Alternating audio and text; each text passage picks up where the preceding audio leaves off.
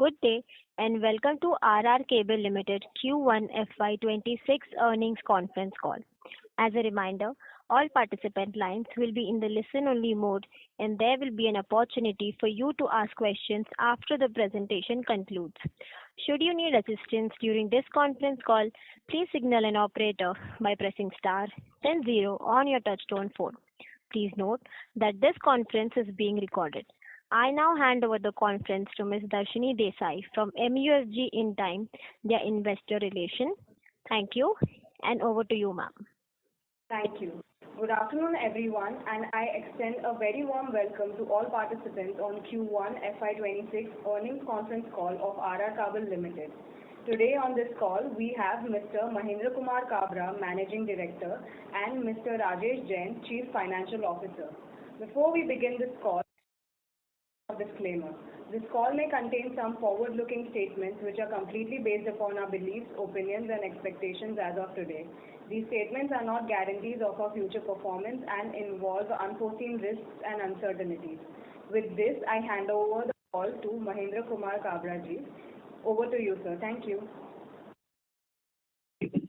I, Mahendra Kumar Kabra, on behalf of RR Kabel Limited, I extend a warm welcome to all of you joining us for our Q1 FY26 financial results discussion call. I am pleased to be joined today by our CFO, Mr. Rajesh Jain.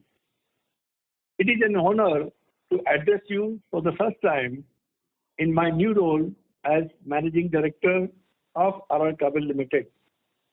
I would like to express my sincere gratitude to the Board of Directors and our leadership team for placing their trust in me.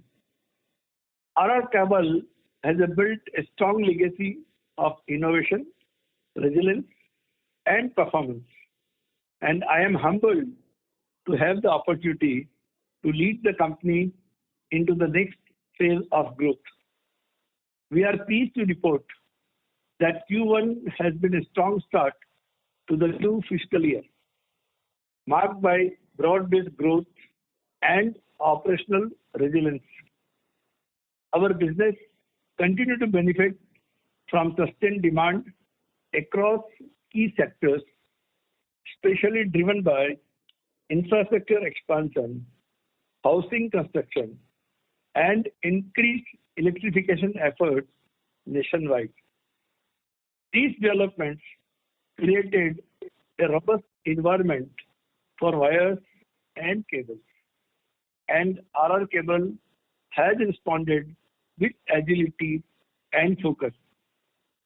The domestic market showed steady movement with deeper penetration in semi-urban and rural regions.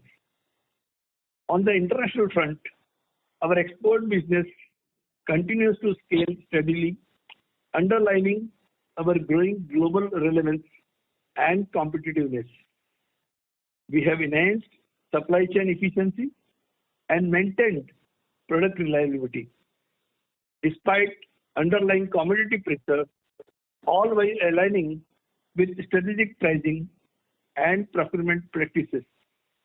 Above all, what makes this quarter truly encouraging is the consistency across metrics, not just in top-line growth, but across every element of our financial and strategic metrics. This reflects our continued investment in automation, optimized production planning, operational efficiency, and execution. We approach the future with confidence and a clear roadmap for sustained growth and leadership in our industry. Thank you for your continued trust and support. With this, I'd like to hand over the call to Mr. Rajesh Jain to take this call further. Thank you, everyone. Thanks, Mahendra. India continues to shine as one of the fastest growing major economies. The momentum is being driven by strong consumer demand, accelerating infrastructure development, and supportive government policies. These factors have created a favorable environment for industrial growth, and RR Kabel is proud to be contributing to and growing alongside this progress. I am pleased to report that we have delivered a strong performance across all areas of our business in Q1. Our distribution network has expanded further in Tier 2 and Tier 3 cities, which has helped us to increase our market presence and improve brand visibility in these regions. International market continued to shine with our focused efforts in Europe and Middle East delivering encouraging results.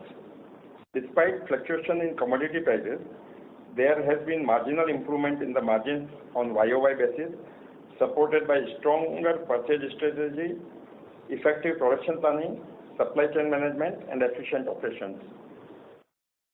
Revenue from operations stood at rupees 2,058.6 crores in Q1 FY26, representing a solid 13.9% year-on-year growth from rupees 1,808.1 crore in Q1 FY25. This growth reflects healthy demand across our core product categories and increased traction in both domestic and export markets. While there was a modest sequential decline compared to Q4 FY25, this is largely attributable to seasonal trends and inventory normalization across channels. Our EBITDA for the quarter rose sharply to rupees 143.1 crore, up 50% from 95.4 crore in the same quarter last year, reflecting improved operating leverage and better cost absorption. The EBITDA margin also expanded to 7% compared to 5.3% in Q1 FY25, driven by efficiency gains and prudent cost controls. On the bottom line, profit after tax stood at rupees 89.8 crore, registering a significant 39.4% growth from rupees 64.4 crore in the corresponding quarter of the previous fiscal. This strong PAT performance underscores our continued focus on profitability and disciplined capital allocation. In terms of business segment, the wire and cable segment posted revenue of rupees 1,833.5 crore in Q1 FY26, up 16.2% from rupees 1,578.1 crore in Q1 FY25. The segment profit also rose to rupees 139.1 crore compared to rupees 113 crore in the same period last year. This performance was supported by modest volume growth and better realization. Geographically, domestic revenue grew mainly due to wire business, while cable remained subdued due to spillover impact. The FMEG segment narrowed its segment loss to rupees 7.1 crore from 20.7 crore in Q1 FY25, even though the revenue declined marginally to rupees 225.1 crore from rupees 230 crore on YOY basis, showing signs of recovery despite QOQ softness. Fan segment has underplayed due to early monsoon having a tad impact on overall revenue. We remain optimistic about this segment as distribution channels strengthen and product mix improves. We remain focused on building a responsible and future-ready business. The market outlook for the wire and cable sector is highly positive. With projected industry growth expected to outpace GDP, we believe RR Kabel is well positioned to capitalize on this opportunity. Structural reforms and government initiatives around electrification, smart cities, and renewable energy are providing strong long-term demand drivers. Looking ahead, our focus remains on strengthening our brand and making it a household name across the country. We aim to expand our product offering to better serve industrial, residential, and commercial clients while continuing to grow our international presence and deliver on key projects. Thank you for your continued support, and we remain confident in our ability to deliver sustained value and leadership across the industry in the quarters to come. With this, I would request to open the floor for questions and answers. Thank you very much. We will now begin with the question and answer session. Anyone who wishes to ask a question may press star and one on their touchtone phone. Please note that you may press star and two. Participants are requested to use handsets while asking a question. Ladies and gentlemen, we will wait for a moment while the question queue assembles.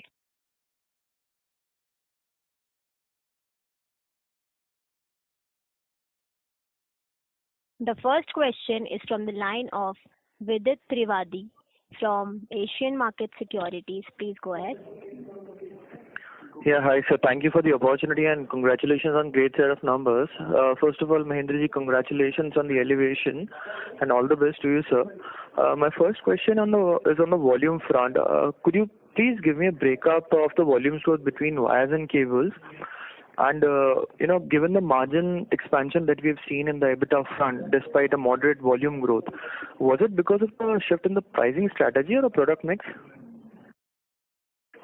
Yes, so our overall volume growth is around 6.5%, where if we see in breakup, then wires grew by approximately 10%, while cable grew by 2%. And see, the improvement is in margin is as we are trying to improve our product mix towards higher profit products. So it's in trend with our planning and budgeted figures. Got it, sir. So second, on the capex front, you have already guided us that close to 1,200 odd crores will be spent over a course of 3 years. My question is that how long does it usually takes to reach the optimal levels? So first of all, our capex of 1,200 crore over the next 3 years. So it is like sequential addition on yearly basis. It is like not overnight we will get all the capacity at one go. So it is like we have planned in such a way that as we keep getting capacity and we keep improving in our demand and sales scenario, so it will match as per demand, and it will be like gradually in line with our overall expansion plan and growth plan. Got it, sir. That's helpful. Thank you. Okay, thank you. Thank you. The next question is from the line of Praveen Sahai from PL Capital. Please go ahead. Yeah, thank you for opportunity and congrats for a good set of numbers. First question is related to your guidance of 18% of a volume growth for FY26 and also the margin improvement, EBIT margin improvement of around 100 basis points for this year. This lead to an ask rate for the next 9 months is quite higher. So would you continue with such guidance or there is any revision, and if then how you are expected to report such a high volume growth? So Praveen, yeah, this our 18% volume growth guidance and 100 basis with improvement in our margins is intact, and we are hopeful to achieve the same figure because the growth already we have seen 40 basis improvement in margins, and even volume front, like as we are expanding our capacities, and it is we are quite confident to get the guided figures. Overall, already as you have seen also, always the H2 of year remains very strong in this industry, and it is as per our budgeted and planned figure only. Okay, sir. And next is, as in the last 2 years, you had to build the cable capacities as well. But so far we had not seen your mix, wire and cable mix has changed any bit.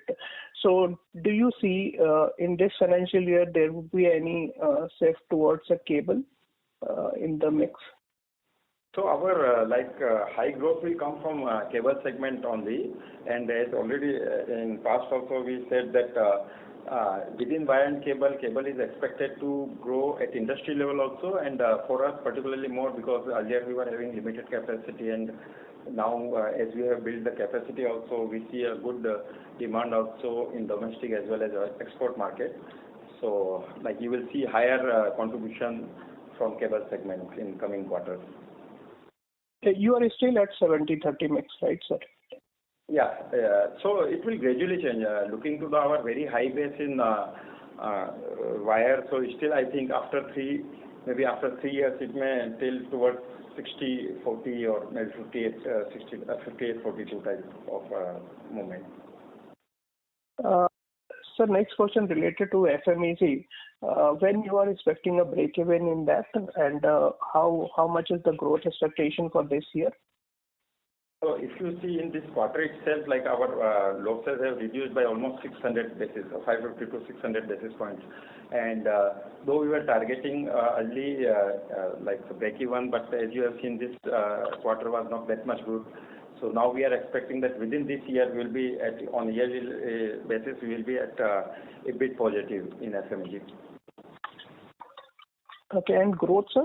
How would be the growth projecting? Like around anything between 20 to 25% growth we are expecting in our FMEG business. Okay, and last question related to your creditor days, which has reached 140 days. So, is there any arrangement, anything changed in that, which has a gradual increase from a quarter on quarter we are seeing there? So, like in our cases, the major raw materials are copper, aluminum, and then we have like some important material also, where we are using LC facility in effective way. So our creditor days have increased. Okay, and will maintain at this level? Yeah, almost this level will be maintained. So as of now, we have already improved and got a very good working capital days, and we'll try to maintain those days. Thank you, sir, and all the best. Thank you. Thank you. The next question is from the line of Dhruv Jain from Ambit Capital. Please go ahead. Hi, team. Thank you for the opportunity. My first question is on cables. So, in this quarter, you saw about just 2% volume growth in cables. But you also said that there was some spillover impact. So if you could just quantify what was that impact in numbers, please. Yeah, so two things happened in this quarter through. First, April was not that much great in terms of cable, and later on a few big projects which are going to delivered in second quarter. So we could not achieve that kind of volume growth in Q1 itself. But as a growing business and looking to my overall order book current quarter, we are on track with our overall growth plans in cable. Basically, 16 to 18% largely will be driven by cables, and you have the visibility in terms of order book in that sense. Yeah, so looking to this cable business segment, even if I can give you further breakup, like we are expecting around 10 to 12% growth in wire and 25% growth in our cable business. Okay, get it, sir. And sir, incrementally over the next 3 years as cables capacities ramp up, just wanted to understand on, if you can just give some color on the approvals. So given the fact that cables is a very approval-driven system, do you have the approvals or say on a scale of 100, where you are in terms of the approvals in the cables business? So because next 3 years, incremental growth will come through cables. So since we are already in this business, though our scale is not that much great, and we have received meaningful approvals also, and this is like continuous process. As I will keep adding my capacities, at the same time my approval process is also continuous. And good thing is that since already we have got approval from few of the utilities, now it is just keep that pace going, and we'll keep adding approvals quarter on quarter basis. Okay, get the point, sir. And sir, you've spoken about 100 basis point margin improvement. While we've seen margin improvement in this quarter, but given the fact that the growth incrementally will be driven by cables in this year as well, would the mix not be adverse for RR Kabel in this year? No, it will not be adverse because the overall, since our margins are in lower side, and now we are expecting even with cable, once I get the scale, once I improve my availability, then cable margin itself will improve. And it will higher than my average margins only. So it is not dragging my margin, and it will help me to improve. Got it. Thank you so much and all the best. Yeah. Thank you. The next question is from the line of Achal Lohade from Nuvama Institutional Equities. Please go ahead. Yeah, good afternoon, sir. Thank you for the opportunity. Sir, if you could talk a little bit on the export part, what has been the volume growth, and were there any deferment of the, orders in terms of the shipments? Could that also be a reason for the slightly lower growth compared to the peers? No, so we have seen a very good growth in our export business in this quarter. And if I bifurcate between domestic and export, then we have seen higher growth in terms of volume in export business. At the same time, till now we have not seen any impact. We have good order book from our all customers. Our majority of the export is still in Europe and Middle East, and though we are exporting few quantities to US also, but still things are not clear at their end, and it will be too early to comment anything on that. But as of now, it does not have very big impact or any impact what we have seen till now in my export business. And in your guidance, are we budgeting the export mix will remain similar, or could there be a higher delta in terms of the export mix? Also, we are targeting both the markets, be it domestic or exports. But in exports, the bigger change is that now we have got few approvals for our cable segment also, and as my cable capacity is expanding, so my export will have also higher share of cable exports. At the same time, there may be 1 or 2% here or there, but both we will try to have growth in both domestic as well as export market. Got it. And just last question, if I may, sir, just a ballpark number in terms of the EBITDA margin or EBIT margin for say export cables, export wires, domestic cable, domestic wires. Just a ballpark number, if you could, sir. So, it is in line with our earlier quarters only. As we have told, in domestic wires we have higher margins, while in domestic cable we have less margin because I have very low base and my delivery cycle and still waiting time is a little bit higher. But once I improve the scale, and then it will help me to improve the margin. On export, it is other way around. Wire is considered little bit simpler product, so we have lesser margin, while in cables we have higher margins. And here we are improving our cable exports, so again this will help me to improve my overall margins. But if I were to just ask, sorry, I'm asking a bit more nuanced question here. In terms of the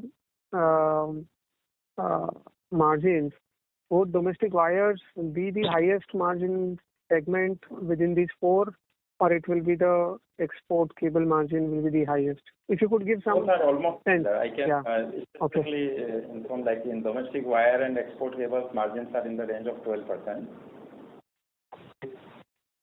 Okay. And how about the other two, sir? Other two is as of now, in export wires we have margins of around 5%, while in cable still we are in the range of 6 to 7% only, domestic cable. Understood. And this last question with respect to the cables expansion.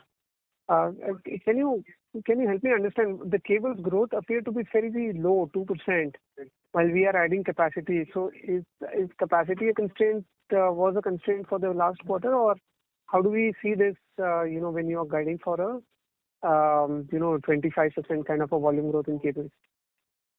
So as I explained particularly in this quarter, in April month, it was starting of the year and demand was a little bit slower, but later on we have very good demand, and the only thing, few of the big orders which were supposed to be delivered in the month of June could not be delivered, and they are executed in this quarter. So we will see the impact of that growth in this quarter. Understood. Could you quantify how large would that be, sir? In terms of that will be in that answer will remain in that only now, as we are targeting 25% growth in cable. So on quarterly basis there may be some variation, but overall we will see this growth. Understood. In next 3 quarters we'll make up this. Understood. That helps, sir. Thank you so much. Wish you all the best. Okay. Thank you. The next question is from the line of Natasha Jain from Phillip Capital. Please go ahead. Thank you for the opportunity and congratulations, sir, on a good set of numbers. My question is more export-based and more macro-based rather.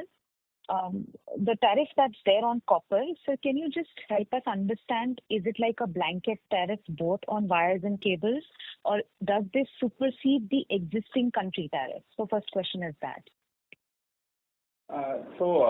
Natasha, still things are not very clear, and what we could understand, and even we have not could achieve any, we could not receive any feedback from our customers also. So, though by plain reading it seems that tariff is very high, apart from general tariff of 25%. It seems they have imposed a custom duty of around 50% on copper products, which includes wires and cables both. Got it. So, maybe I'll ask this the other way around. So, even if I just assume that it's a 50% flat tariff, irrespective of the country tariff, because if I see country tariff, we are at a disadvantageous position now because I think South Korea, Vietnam, Japan, Germany, all of them have lower tariffs than us, and they are bigger exporters to the US. But if I just consider 50% tariff, so do you think is it possible for any company in the Indian space to pass on that kind of tariff? If not, then do you think eventually this will become a very volume-driven market for us? And whatever we said that US is a high-margin market, does that then slowly taper off? Because then you will have to probably eat up your margins a little and just play on volumes. Do you see that happening in the future? So there are 2-3 parts in your question. First part, if I consider if it is commodity-based tariff, then it will make things on equal ground for India as well as with other countries. Secondly, if India-specific duty is higher other than other countries, then there may not be that much viability in that market. But at the same time, we are not only in copper export, but since we have aluminum cables also, what we are exporting now. Right now we are doing only copper, but now we are exporting cable made of aluminum also. So that will maybe that can make more competitive. And at the same time, here I would also like to give an explanation that since overall we have 30% export, and out of that around 8 to 10% is at USA. So overall, I have around 2.5% exposure to US market. At the same time, we have huge opportunity in other countries. Good part with us that since we are largest exporters, I have so many countries presence in so many countries. So I'm not dependable on only 1 or 2 countries. And this gives me a good opportunity to cover either by new geographies or same geography with additional business and new products also. Like now when we are expanding our cable capacities, this will help me to grow my export business. Got it, sir. Just one follow-up on that. So do you also see a possibility of dumping happening in other geographies, and that probably eroding anybody's competitive advantage in other geographies barring US? No, I don't think so. Though it is pure. Right now it is like guesswork only. Since we are still not very clear how US will behave, so it will be too early to comment anything on that. Fair enough, sir. So just one last question on FMEG. Your numbers have, at least your degrowth was comparatively lesser to your peers, given the fact that you are still indexed very highly to fans. And your growth guidance is also strong here. You've had good margin, at least your losses have compressed. I want to understand what product category within FMEG helped you kind of contract your top line growth to just 2% versus peers at double-digit degrowth? What parts moved there? So yeah, 2 things are important. Like our fan is contributing almost 50% in my FMEG business, while lighting is around 30%, appliances is around 10%, and rest is switch gears. Within fan, since now we are not only in economy range, but we have introduced premium, mid-premium category. We are getting good market share in that. Like in my overall sales, we are getting 20% revenue from premium products. So this is like improving my visibility and also improving our margins, and we are doing better than our peers. Understood, sir. Thank you so much and all the very best. Thank you. The next question is from the line of Rahul Agarwal from Ikigai Asset. Please go ahead. Namaste, sir. Good afternoon. Sir, 2 questions. Firstly, on the domestic side. On the wires, right? I mean, how would have the markets behaved? If you could share some color on the entire quarter. I understand April was weak purely because of copper volatility, but overall for the quarter, between your core markets, weaker states, new markets where you're entering, if you could give some color on how is the demand shaping up, what are the new product launches happening on the wire side? Is there also the mix is improving on the value-added side? And you also mentioned distribution in tier 2, tier 3. If you could cover that as well in terms of overall domestic market for wires, that will be helpful, sir. So Rahul, as rightly pointed out by you, we have done better in this quarter in domestic wire segment.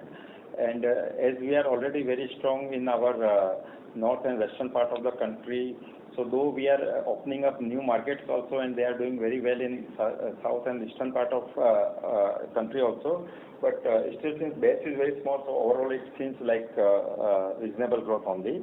But as per our plan, we are slowly and steadily we are expanding our distribution base all over the India. And just now it is a matter of time how I improve the depth of my overall market. Sir, is it possible, you mentioned overall volume growth for the business was 6.5, wires was 10 and cable was 2. Is it possible to know domestic wire volume growth and domestic cable volume growth, if it's possible? So in domestic cable, like we were on a little bit on negative side. So whatever growth we got in domestic was majorly driven by our wire growth only. So exact numbers I do not have readily available, but majorly driven by wire, and cable was only growing to some extent in this quarter. Got it. So, sir, when I'm benchmarking it to other peer sets, right, I mean, I understand there is some spillover on cables. I don't know whether that's domestic or export, but I'm assuming that's export. If you could clarify that. And overall, for domestic... Sorry, that is on domestic. Just I would like to clarify that is on domestic side only, where few of my orders could not be executed in those quarters, and that is the reason on prima facie it seems on degrowing side. But overall, looking to my production and overall demand facility, we are on positive and planned figures only. Yeah, okay, got it. So, we've already, July is already finished. Is that entire spillover already taken care of, or is going to be more spread over? So I could not comment on current quarter, but as already told, we are quite confident to get that 25% kind of volume growth in next 3 quarters. So it itself extends to the situation. Got it. And just to come back on the previous question on the domestic side, it looks like peers have done much better. If any comments on market share, or is it more to do with just seasonality and some bit of up and down on the volatility? What is this? Why is this number so low for RR Kabel? So, overall, as in the beginning also, I said that we are planning to grow around 12% in wire and 25% in cable. So, we are in that line only. Since we are wire-heavy company and more growth is coming from cable, so the major growth will be seen in the coming quarter. Okay, sir. Got it. Thank you so much. And Mahendraji, best wishes for the role. Look forward to interact with you very soon. Thank you and all the best. Thank you. A reminder to all participants, you may press star and 1 to ask a question. The next question is from the line of Raman KV from Sequent Investments. Please go ahead. Hello, sir. Can you hear me? Yes, go ahead. So my first question is with respect to copper prices. So with current copper prices increasing during this particular quarter, can we expect margin pressures in the coming quarters? No, so see, copper volatility is part of our business, and as you are aware, this is there is a mechanism where we keep passing on the prices to our consumers based on the whatever there is upward or downward trend. So it is a continuous cycle.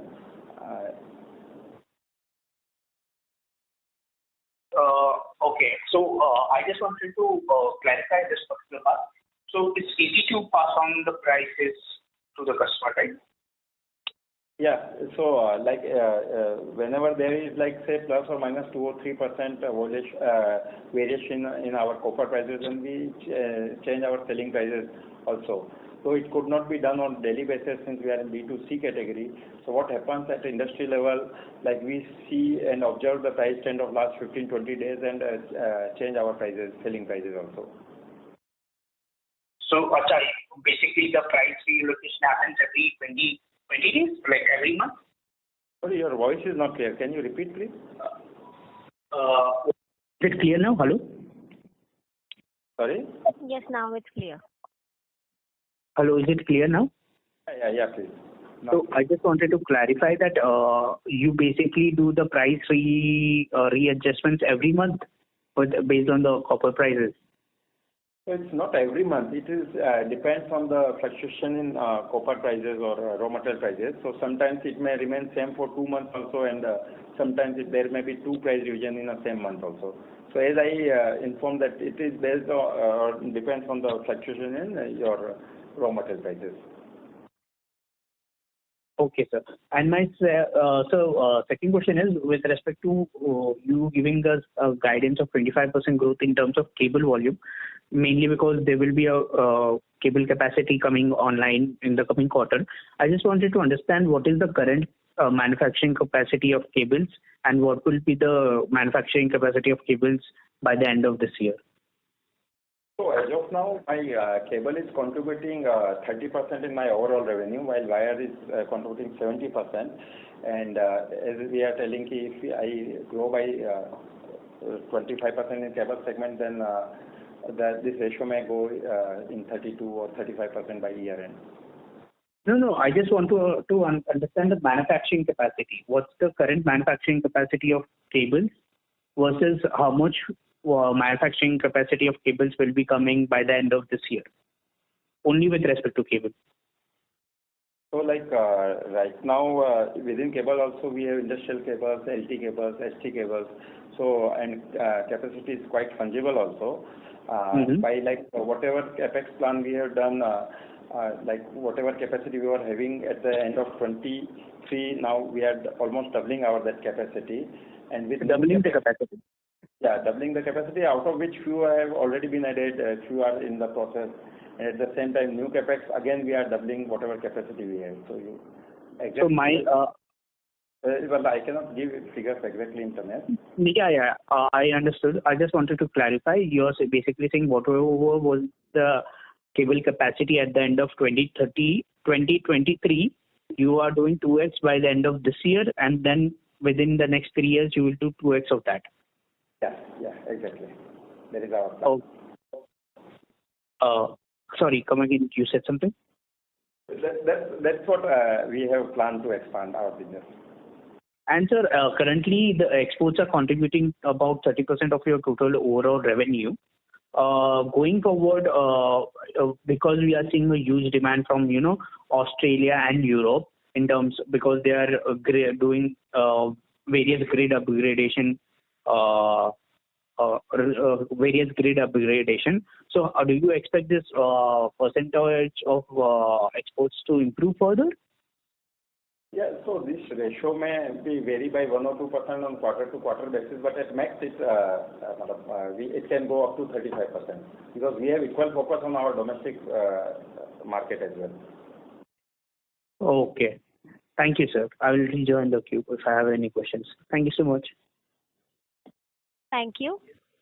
The next question is from the line of Mehul Mehta from Choice Institutional Equity. Please go ahead. Good afternoon, team. My question is related to capacity utilization. At the end of Q1, what would have been capacity utilization for cable and wire separately? So in wire, we are at around 70%, while cable, we are already at 90-95%. So that is similar to what we are having at Q4 end, is it? Yes. So if you see, our growth is like on similar trends only, and planning is also to grow in like that way only. Okay. And is it like in terms of cables, like, whatever capacity expansion, whatever capex we have incurred of about 5 billion in the past 2 years, so that will be commencing in quarter 2, is it correct? No. Already few part of that was operational in last year, few part is operational in this from April. So it is like continuous process. As I told in beginning also, whenever we do capex, it is not like a Whitefield project where all capacity will be added on one night. It is like modular expansion where we keep adding few capacities and on like quarterly or half yearly basis. So this is continuous process. Understood. And in terms of capex during the quarter 1, what would have been capex incurred by us so far? It may be around in the range of 50 to 75 crores. 50 to 75 crores. Okay. And I believe some about 150 crores you were to incur for expanding capacity, and post that 10.5 crores. So what has been so far incurred on 150 crores? I'm not sure which 150 crores you are referring. You said 1,200 crores is total capex which will be incurred going forward. So out of that 150 crores separately and 1,050 crores at I think Waghodia. So at Silvassa I think 150 crores. So I have out of this, what would have been incurred in terms of 75 crores? It will be on Silvassa part or both put together? That was measured. So when you are referring that 150 and 1,200 crore, 1,050 crore, that is based on location, which is Silvassa and Waghodia. In Silvassa, now currently expansion is going on Silvassa, where we are completing the project which was part of my last expansion. And even at Waghodia also the cable expansion, what is going on continuously, and few of the capacity will be added in this quarter. So it is mix of both the projects. Thank you and all the best. Thank you. The next question is from the line of Balasubramaniam from Arihant Capital. Please go ahead. Good afternoon, sir. Thank you so much for taking my question. Sir, regarding FMEG, right now we are doing improvement by doing cost reduction initiatives. So what are the key hurdles in terms of distribution, brand recognition, pricing pressures? So which are the where we are lagging, and what are the strategic initiatives we are taking to be profitable by end of the year? And secondly, I think what are the around 20% of revenue comes from premium products. We go to a broader mix of premium, mid-range, and standard products in that FMEG segment. So in FMEG, we have done in previous 2 years, or even in this quarter also.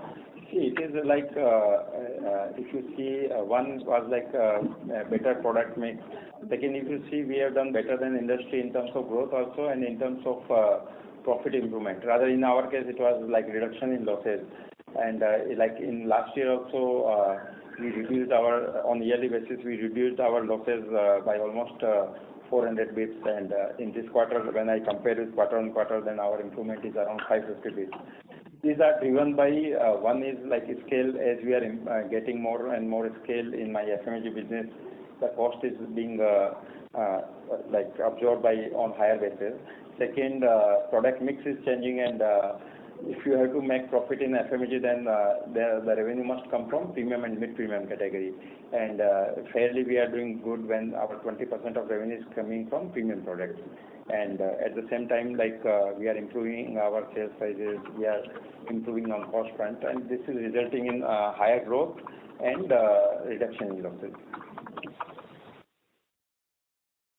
Sir, secondly, as per industry report, around 40% of revenue, 40% of demand majorly comes from the real estate side, and how our products are majorly into whether it's a residential or commercial focused, and secondly, how these renewables and data centers are growing as per our business, and what kind of contributions we can expect in these segments.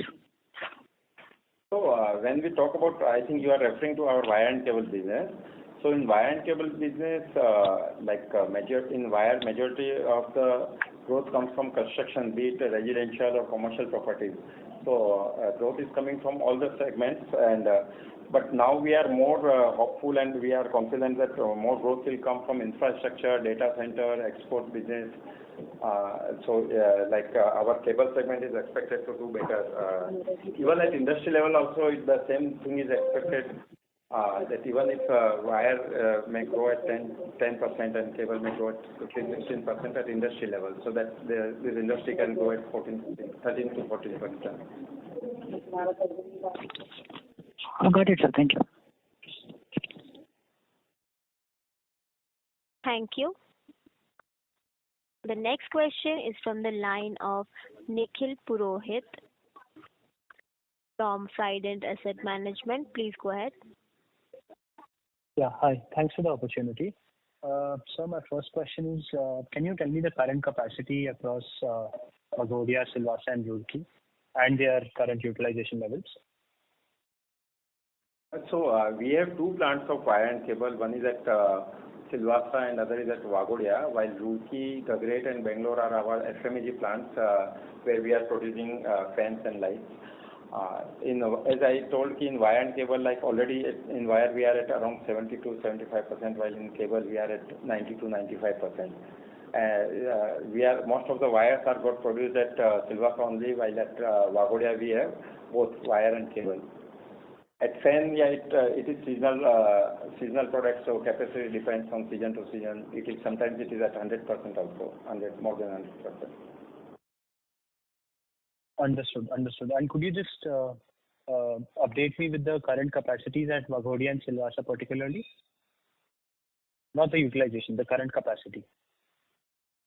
Capacity, sometimes it may be very tough to, because it depends on product to product also. We have quite fungible capacity where wire capacity can be used for industrial cables also and something like that. So it may not be that much particularly I can give the figure, but yeah, more or less I can say almost 30 to 35% capacity is at Silvassa, while at Waghodia we have around 65% capacity.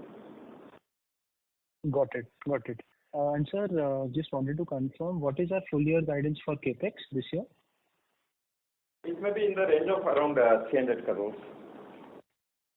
300 crores. Okay. Got it. Thanks. Thank you. The next question is from the line of Natasha Jain from Phillip Capital. Please go ahead. Yeah, thank you for the follow-up. Sir, just wanted to understand, are we completely into distribution cables or do we also supply a little bit of transmission cables as well? No, it's a combination of both, distribution and transmission, both. So we are not in conductor business. We are purely in HT and LT power cable only, which range up to 66 kV. Got it. Sir, just a broader question here in terms of industry understanding. So for transmission, the cabling which is underground would be very high voltage, right? It would be classified as EHV, or would it still come as high tension? It will be a combination of both. EHV will be at a higher level, it will be at EHV, but then when it will be further distributed, it will convert to EHV also. Got it. Thank you so much. So we are present in both HV on the transmission as well as the distribution power cables. Yes. Got it. Thank you so much, sir. Thank you. The next question is from the line of Raman KV from Sequent Investments. Please go ahead. Hello, sir. Thank you for this opportunity. I just wanted to understand this rupees 1,200 crores capex. What will be the asset turn on this? So with this, we are expecting top line of around 4,500 crores at full operational level. 4,500 crores. Yeah, because this is combination of wire and cable both. Okay, sir. Thank you, sir. Thank you. In the interest of time, that was the last question. I would now like to hand the conference over to management for closing comments. Thank you, and over to you, sir. Thank you, everyone, for taking some time out to participate in this call. In case of any queries, reach out to our investor relationship agency, MUFG Investor Relations. We wish you all the best and hope to interact with you soon. Thank you so much. On behalf of RR Cable Limited, that concludes this conference. Thank you for joining us, and you may now disconnect your line.